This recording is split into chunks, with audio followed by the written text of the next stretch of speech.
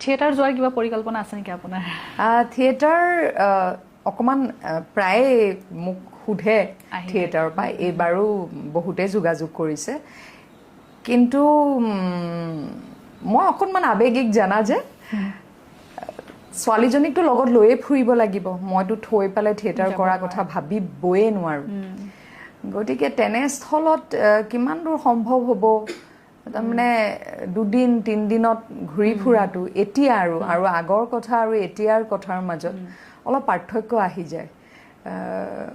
ক'ৰবাত যদি মঞ্চখনলৈ খুব মনত পৰে, বৰ হেঁপাহ পলুৱাই কেইটামান চৰিত্ৰ কৰিছিলোঁ। মাজনী মনৰ মানুহ, ভাল পাওঁ বুলি নকবা, ৰাধা এবাৰ আহি দে, এই ভাল পাওঁ বুলি নকবাৰ চৰিত্ৰটোৰ কথা ক'লেও 2016 ভাল পাওঁ বুলি নকবা নাটকখনৰ চৰিত্ৰটোৰ কথা ক'লে মোৰ এতিয়াও চকু পানী ওলায়।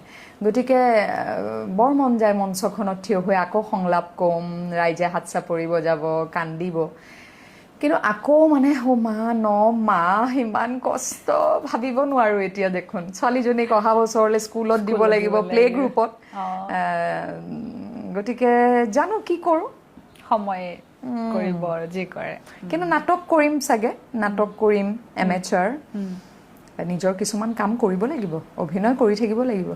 থিয়েটাৰত বহুত কষ্ট, মানে ধৰি লোৱা মোৰতো জ্বৰ হওক কিবা হওক মই কৰিব যাম, কিন্তু বোলে মোৰ ছোৱালীজনীৰ জ্বৰ হ'ল আৰু মাকে কান্দি আছে, মই সেইখিনি মুহূৰ্তত কিমান দূৰ মই তাইক এৰি থৈ ৰুমত মঞ্চত নাটক কৰিব পাৰিম, মোৰ সন্দেহ আছে তাৰমানে। আৰু সেই ক্ষেত্ৰত কৰিবই লাগিব, বাধ্য। গতিকে আগৰ কথা বেলেগ, এতিয়া মই তাইক আনিছোঁ পৃথিৱীলৈ, ভগৱানে দিছে কাৰণে আহিছে বাৰু, আনি লৈ পেলাই। কিন্তু তেনেকেতো ৱৰ্কিং ওমেনবিলাকে কৰিয়ে আছে, যায়েই কামলৈ যাবই লগীয়া হয়, কিন্তু তথাপিও ছুটি ল'ব পাৰে তেওঁলোকে। মোবাইল থিয়েটাৰত ছুটি নাই। সেইটো এটা মানে মই মেনিফেষ্ট কৰা নাই যে মই থিয়েটাৰ গ'লেই মোৰ ছোৱালীৰ, কিন্তু গা বেয়াটো হয়েই ল'ৰা ছোৱালীৰ, নহয়, ইটছ নৰ্মেল। সেই এনেকুৱা ঢেৰ বেছি ভাবি দিওঁ মই, মানে সাগৰ এখন সৃষ্টি কৰি দিওঁ মই চিন্তাৰ, অমুক তমুক যা বেং নেযাওঁ।